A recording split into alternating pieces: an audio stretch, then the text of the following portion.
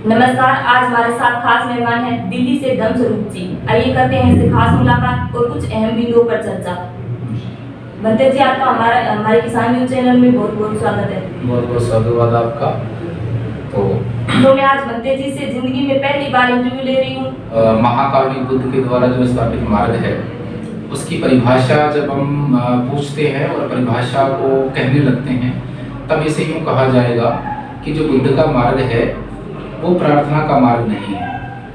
प्रथमतः बुद्ध का जो मार्ग है वो प्रार्थना का नहीं है, यह मार्ग सीखने सिखाने का मार्ग है। एक सहज और साधारण भाषा में अगर बताऊं तो जब लोग बुद्ध के विषय में सुनते हैं पढ़ते हैं तो लोग कहते हैं कि बुद्ध का दर्शन। असल में बुद्ध के द्वारा जो शिक्षाएं दी गई है वो दर्शन मात्र नहीं है। प्रथमतः हम इसे दर्शन कह सकते हैं क्योंकि जब बुद्ध पांचशील की बात करते हैं, हिंसा नहीं करनी है, चोरी नहीं करनी है, झूठ नहीं बोलना है, व्यभिचार नहीं करना है और किसी प्रकार का नशा नहीं करना है, ये जीवन में हमारे आचरण की बुनियादी बातें हैं, तब ये फिलॉसफी नजर आती है, नैतिक शास्त्र नजर आता है। मगर कहीं गहरे में बुद्ध का जो मार्ग है वो यंत्र है, एक यंत्र की तरह काम करता है।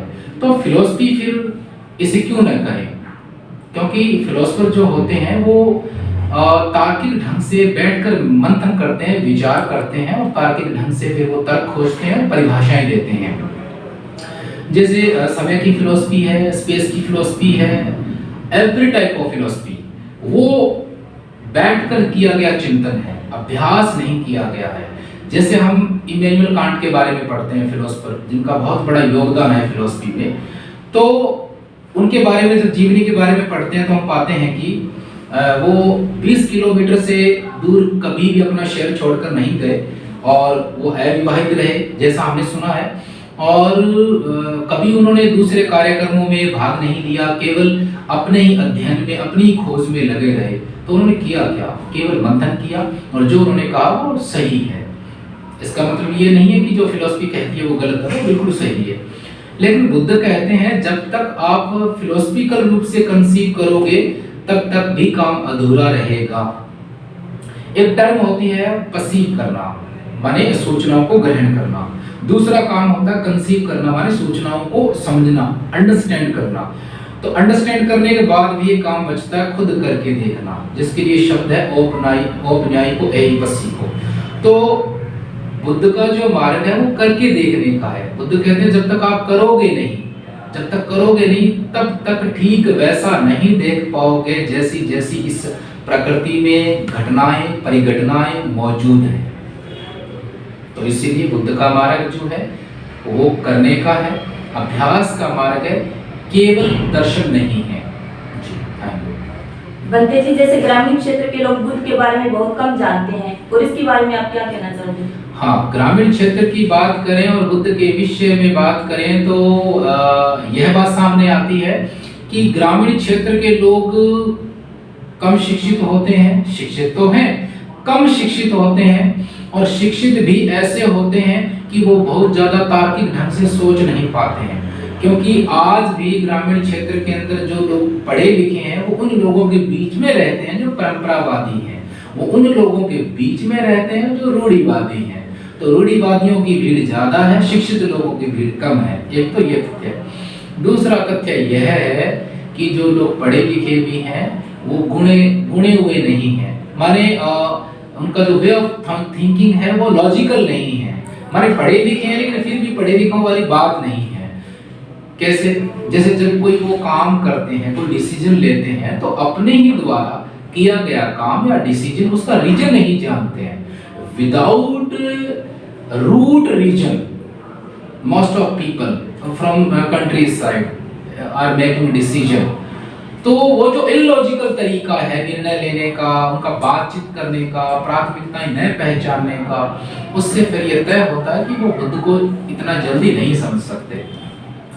बुद्ध को समझने के लिए, ठीक ठीक जानने के लिए आपका पढ़ा लिखा होना बहुत जरूरी है, और सबसे पहले आपको समझना पड़ेगा साइंटिफिक टेम्परामेंट, माने वैज्ञानिक दृष्टिकोण, जो हमारे संविधान में 51A आर्टिकल में है। 51A जो है उसमें व्यक्ति के लिए फंडामेंटल ड्यूटीज है, उसके अंदर साइंटिफिक टेम्परामेंट है कि हम समग्र विकास में भरोसा करेंगे, वैज्ञानिक दृष्टिकोण अपनाएंगे। तो वैज्ञानिक दृष्टिकोण जब तक आदमी नहीं समझ लेता तब तक बुद्ध को भी नहीं समझ सकता, एक बार यूं कहा जाएगा। दूसरा, जब आदमी बुद्ध को समझ लेता है तभी वैज्ञानिक दृष्टिकोण को समझता है, यूं भी कहा जाएगा इस बात को। तो देहात क्षेत्र के अंदर बुद्ध को समझाना या बुद्ध की शिक्षाओं को इंटरनलाइज करना, मान अंगीकार करवाना, एस्टैब्लिश करना एक बहुत बड़ी चुनौती है। असल में हम चाहते हैं कि ऐसा एक एथॉस डेवलप हो, माने ऐसा एक लोकाचार डेवलप हो जिसमें लोग करुणा, मैत्री, अहिंसा, समता को अपने जीवन की बुनियाद माने। और असल में बिना बुद्ध को कहे मानवता कहीं नहीं जा सकती। तो देहात क्षेत्र में हम ये नहीं कह सकते कि लोग इस काबिल नहीं है कि बुद्ध को समझेंगे, वो तैयार हैं। प्रार्थनाएं करते करते सदियां गुजर गई है, हर आंख भरी हुई है तनाव से, तनाव चारों तरफ है। और ये तनाव किसी जात, बिरादरी, धर्म के आधार पे नहीं है, ये समय की देन है, ये आधुनिकता की देन है। जो होड़ हर क्षेत्र में मची हुई है, उस होड़ ने मनुष्य को तनाव दिया है और एक मशीन बना दिया है, just like a कॉग of machine, जैसा मार्क्स कहते हैं, और ये सही भी है जी। बनते जी, बुद्धिज्म से जो भाईचारा बनता है वो किन मायनों में बनता है? तो बुद्धिज्म से जो भाईचारा बनता है वो किन मायनों में बनता है, ये बात एक राजनीतिक स्टेटमेंट है अपने आप में। जैसे आपने मेरे से पूछा कि बुद्धिज्म की शिक्षाओं से, बुद्ध के ज्ञान से भाईचारा विकसित होता है समाज में, तो किन मायनों में। तो ये आपका जो सवाल है एकदम राजनीतिक स्टेटमेंट है, लेकिन मैं इसका संदर्भ ठीक समझता हूँ, आपने किस संदर्भ में पूछा है। बुद्धिज्म से भाईचारा इसीलिए बनता है, इस प्रकार बनता है, इन मायनों में बनता है कि जब कोई सीधा होकर भाषण देता है कि हम सब भाई भाई हैं, हमें भाइयों की तरह रहना चाहिए, तो ये बात कोई असर नहीं करती है। असल में ये राजनीतिक बयानबाजी है, सियासी बयानबाजी है। सही मायने में भाईचारा तब पैदा होता है जब आप अपने मन में जो पूर्वाग्रह हैं दूसरे समाज को लेकर के, ये जाति के आधार पे आपका पूर्वाग्रह हो सकता है, ये धर्म के आधार पे आपका पूर्वाग्रह हो सकता है, ये पूर्वाग्रह तब हटते हैं जब आपकी सोच व्यापक हो, और ये सोच तब व्यापक हो पाती है तब आपका सोचने का तरीका व्यापक हो, और सोचने का तरीका तब व्यापक हो पाता है जब आपके पास वैज्ञानिक दृष्टिकोण हो। Without scientific temperament, no one can be able to recognize or internalize or conceive the reality of brotherhood. The reality of brotherhood. तो बिना वैज्ञानिक दृष्टिकोण के दृष्टि में व्यापकता नहीं आती है, बिना वैज्ञानिक दृष्टिकोण के दृष्टि में व्यापकता नहीं आती है, और बिना व्यापकता के सूक्ष्म घटना परिघटनाओं को नहीं समझ पाता है मनुष्य, जो समाज में घटित हो रही है सामाजिक संदर्भ में। तो अंदर से जब क्लियर नहीं होगा कि मैं जो व्यवहार कर रहा हूँ, मेरे पास जो पूर्वाग्रह है वो अपवाद है। असल में लोगों के पास जो पूर्वाग्रह होते हैं किसी जाति को लेकर के, धर्म को लेकर के, किसी क्षेत्र विशेष को लेकर के, असल में वो अपवाद होते हैं, व्यापकता नहीं होती है, जनरलाइजेशन तो बिल्कुल नहीं होता है, अपवाद होता है। अपवादों को ही लोग सिद्धांत और थ्योरी मान लेते हैं, जिसकी वजह से वो भाईचारा कायम नहीं कर पाते। राजनीतिक मंच पे बोला गया यह वाक्य कि भाईचारा रखना चाहिए, भाईचारा कायम करना चाहिए, तो ऐसा नहीं होता है।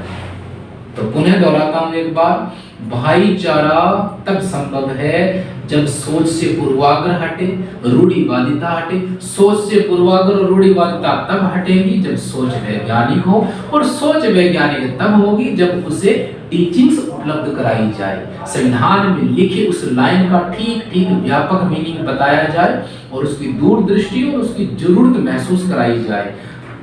बड़ी विडंबना है, कक्षा में जब संविधान पढ़ा रहा होता है टीचर, या कोई संविधान नहीं भी पढ़ा रहा होता है, साइंस भी पढ़ा रहा होता है, किसी साइंटिस्ट के बारे में भी चर्चा जब चल रही होती है, तो टीचर जो है ना वो खुद साइंटिफिक टेम्परामेंट वाला नहीं है, इसीलिए स्टूडेंट्स को वो अच्छे से एक्सप्लेन नहीं कर पाता है कि साइंटिफिक टेम्परामेंट क्या है, उसका इस्तेमाल हम जीवन में कैसे करें, उसके इस्तेमाल करने से कौन सी सफलताएं हमारे हाथ लगेगी, और सबसे अहम बात, साइंटिफिक टेम्परामेंट पूर्वाग्रह तो दूर करता ही करता है, अपने सामाजिक स्तर पे, राजनीतिक स्तर पे और अपने निजी स्तर पे द्वंद्व को खत्म करता है, कंफ्यूजन को खत्म करता है। तो इस प्रकार गांव के लोगों को, देहात के लोगों को भी बुद्ध समझाए जा सकते हैं, सिखाए जा सकते हैं, मगर मुश्किल है। शहर के लोग अधिकतर तार्किक ढंग से सोचते हैं, वो बहुत जल्दी कंसीव करते हैं। तो इस प्रकार ये मोटा सा अंतर देखा जा सकता है, लेकिन बुद्ध का मार्ग सबके लिए खुला है। अंतिम बात मेरी इस वक्तव्य की, वो बुद्ध कहते हैं जीरो संभावना से भी सुधार की संभावना देखी जा सकती है। कोई ये कह रहा हो कि यहाँ सुधार की संभावना जीरो है, तब भी बुद्ध कहते हैं बीज डाला जा सकता है। और गांव के लोग जीरो बिल्कुल नहीं होते हैं, वो जीरो से कहीं दूर किसी और अंक पे विराजमान है, और वहां से संभावना हजार और लाख तक जा सकती है। जी बंदे जी, मैंने आपको शब्दों में सुना, आप काफी अध्ययनशील लग रहे थे, आप अपना पूरा परिचय दीजिए। जी जी जी देखिए, जो अध्ययन है वो भिक्षु के जीवन का हिस्सा है। ध्यान और अध्ययन, ये दोनों काम जो है भिक्षु अपने जीवन में करते हैं। जीवन के बड़े हिस्से में वो ध्यान करते हैं और उससे थोड़े कम हिस्से में अध्ययन करते हैं। अध्ययन से मंथन बढ़ता है, शब्द शक्ति बढ़ती है, क्योंकि प्रथमतः जब हम लोगों को टीच कर रहे होते हैं, समझा रहे होते हैं, लोग सवाल करते हैं, तो उसमें सबसे बड़ा जो काम है वो भाषा का है। सबसे बड़ी युक्ति जो है भाषा है, और भाषा में शब्द होते हैं, शब्दों के अपने अर्थ होते हैं, और शब्दों से परिभाषा निर्मित होती है, विश्लेषण वर्णन निर्मित होता है। तो इसीलिए अध्ययन करना बहुत जरूरी है, और अध्ययन के लिए पुस्तकें उपलब्ध है, चाहे वो राजनीतिक क्षेत्र में अध्ययन हो या सामाजिक या मनोवैज्ञानिक। बंदे जी, आपने हमारे चैनल के लिए अपना कीमती समय निकाला, उसके लिए आपका बहुत बहुत धन्यवाद।